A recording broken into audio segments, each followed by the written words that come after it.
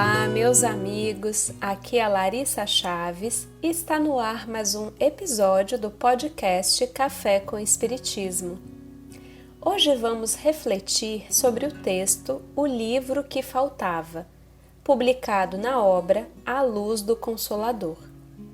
Nesse artigo, Ivone Pereira trata de uma obra que havia acabado de ser publicada pela FEB, a qual ela gostou bastante e fez questão de destacar.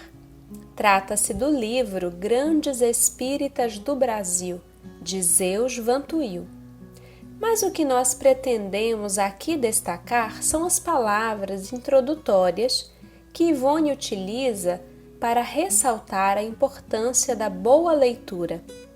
Diz Ivone: em uma de suas magistrais obras, Leon Denis lembra que quando lemos um livro, estamos convivendo com seu autor e as suas personagens, conversando com eles, ouvindo seus acertos e suas ponderações. Se o livro for bom, bem escrito, educativo, edificante, estamos diante de um mestre que leciona teses que nos reeducarão ou nos iluminarão a mente, o coração, os atos, a própria vida.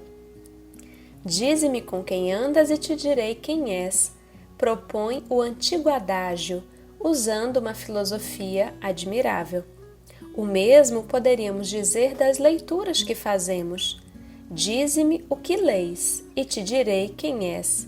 Nesse padrão de conceitos, poderemos conviver até mesmo com Jesus. Quem não sentirá a presença do Senhor ao ler o Sermão da Montanha, o bom samaritano, o filho pródigo? Quem não se sentirá visitando-o quando Nicodemos o visitou? Quem não estará ao seu lado com Pedro, Tiago e João ao reler o episódio da cura da filha de Jairo? Ou quando o vemos abençoar as criancinhas, acariciando-as no próprio regaço?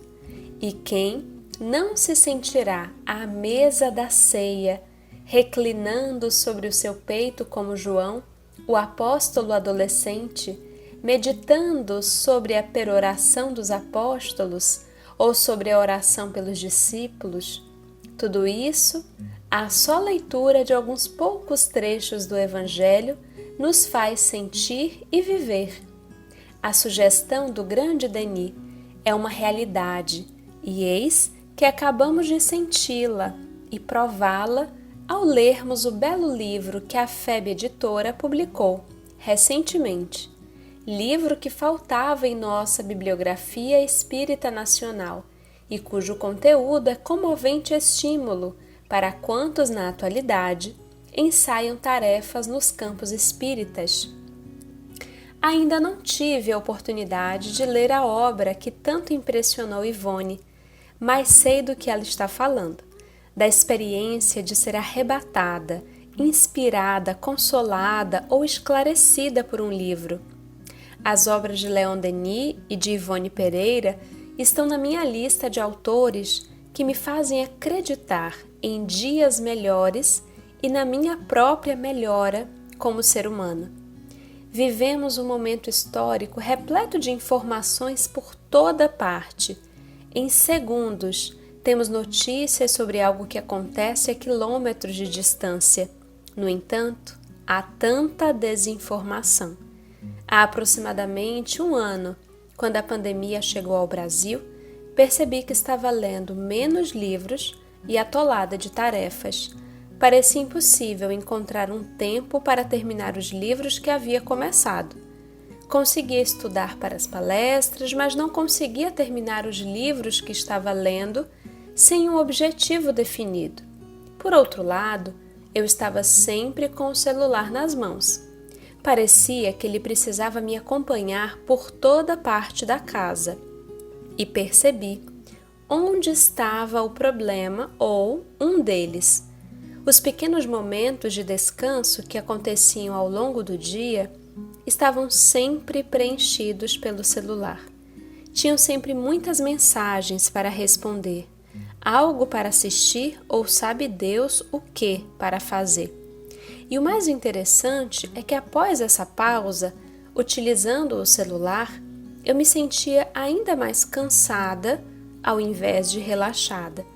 Passei a deixar o celular mais distante e deixar o livro que estou lendo sempre por perto. E pasmem, fiquei menos cansada e menos ansiosa depois dessa experiência. De certo que ao pegar o celular tem muitas mensagens para responder, mas separo momentos específicos para isso e desfruto da companhia de muita gente interessante ao longo do dia. Atualmente, estou conversando com Claire, amiga e secretária de Leon Denis. Ela escreveu uma biografia sobre o nosso querido mestre, chamada Leon Denis na Intimidade. Pego meu café e Claire me conta passagens tão engrandecedoras sobre esse apóstolo que quase esqueço tudo mais que tenho a fazer logo a seguir. E vocês, com quem estão convivendo atualmente? Um grande abraço a todos e até o próximo podcast Café com Espiritismo.